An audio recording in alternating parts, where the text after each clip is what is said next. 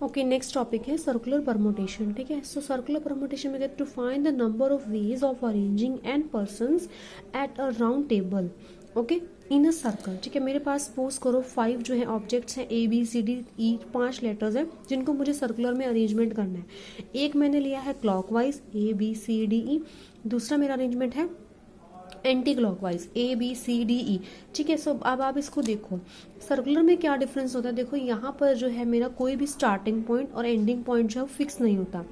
I can write arrangement ABCDE starting from A and ending eight E।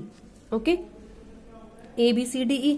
फिर मेरे पास second arrangement में ये भी ले सकती हूँ कि मैं B से स्टार्ट कर दूँ, सो BCDE फिर वो A पे एंड होगा। ऐसे आप C से स्टार्ट कर सकते हो। So there are many starting point and many ending point, in this case also same.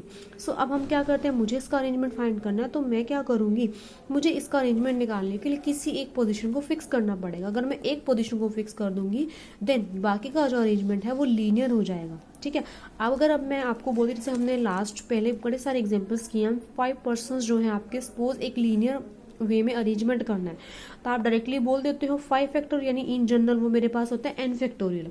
तो यहाँ पर अगर मैं एक को फिक्स कर दूँ, suppose I am telling you that एक स्टूडेंट को आपने फर्स्ट पोजीशन पर ही बिठाना है, वो वहीं बैठेगा। बाकी के 4 में अरेंजमेंट करते हो तो आप अपने आप क्या कर देते हो, एक माइनस कर देते हो, आप लिखते हो 4 फैक्टोरियल। तो सेम चीज यहाँ होगी। अगर सर्कुलर अरेंजमेंट होगा तो मेरा जो फॉर्मूला रहेगा दैट इज n-1, क्योंकि मुझे एक ही पोजीशन को फिक्स करना है। In how many ways 6 person be seated in a line? If we are having a linear arrangement that is in line, then it will be equal to 6 factorial only. Second, अगर मेरे पास arrangement है round table में, सो round table का क्या मतलब है, वही same चीज की एक को फिक्स करना है, तो 6 में से 1 माइनस करूंगी, 5 फैक्टोरियल जो रहेगा मेरा वो फाइनल आंसर रहेगा। ओके, ऐसे मेरे पास है नेक्स्ट कि in how many ways 5 ladies and 5 gentleman be seated at the round table so that no 2 ladies are sit together. ठीक है, सपोज मैंने एक सर्कल में इसको ड्रॉ किया, मेरे पास 5 जो है लेडीज हैं, 5 जेंटलमैन हैं। सो मेरे पास 10 पोजिशन होंगी। ओके, 1 2 3 4 5 6 7 8 9 10। ओके, सो अगर मान लो सपोज मैं यहाँ पर जेंटलमैन ले रही हूँ तो यहाँ पर मेरे पास लेडीज आएगी, वुमेन आएगी, यहाँ जेंटलमैन है तो यहाँ पे वुमेन आ गई, 1 अल्टरनेट चलेगा मेरा। तो इसमें अगर मैं जेंटलमैन की पोजीशन फिक्स कर दूं, ठीक है, जेंटलमैन को अगर मैंने फिक्स किया राउंड टेबल के अकॉर्डिंग, तो 5-1 4 फैक्टोरियल वेज में अरेंज होंगे। उसके बाद एक को फिक्स करना है, बाकी मेरे पास बचा लेडीज, तो लेडीज कितने वे में अरेंज होंगे, 5 फैक्टोरियल वेज में, तो फाइनल रहेगा वो 4 × 5 आ जाएगा। नेक्स्ट एग्जाम्पल कि 3 boys 3 girls are seated around a circle, among them the boy X doesn't want any girl neighbour and, ठीक है, and the Y doesn't want any boy neighbour. So X और Y को fix कर दिया। Okay, अब X is a boy and he wants no girl neighbour, तो इसके पास आ गया B1 B2 2 बॉयज आ गए। Y जो है वो एक गर्ल है and there is no boy around Y, so यहाँ पर गर्ल से डिनोट कर दिया G1 G2। तो ये तो 2 पोजीशंस पहले ही फिक्स है, यानी जो अरेंजमेंट रहेगा वो इनमें होगा। तो 2 बॉयज का अरेंजमेंट कितने वे में होगा, 2 फैक्टोरियल। 2 गर्ल्स का अरेंजमेंट कितने वे में होगा, 2 फैक्टोरियल। तो फाइनल आंसर क्या आ जाएगा, 2 × 2।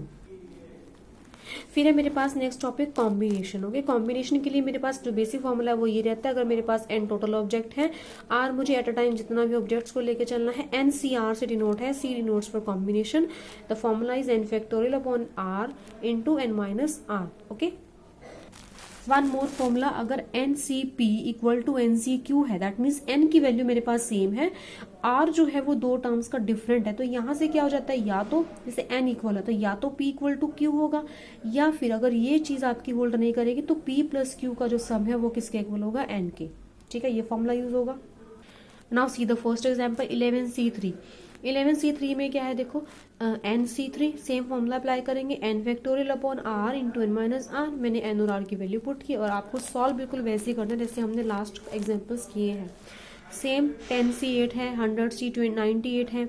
One more formula we are having NCR equal to NCN-r, ये मेरा फॉर्मूला आता है। तो बाय यूजिंग दिस आप कैलकुलेशन को रिड्यूस कर सकते हो। ये जो पार्ट है आपका, ठीक है, देखो इसको इन्होंने फॉर्मूला से सॉल्व किया है, सो आप इसे डायरेक्टली भी कर सकते हो। डायरेक्टली आप क्या करो, n की वैल्यू 61 लो, r 57, इसको इस फॉर्मूले में पुट करो, ये वैल्यूएट करो, ये वैल्यूएट करो, दोनों को माइनस कर दो।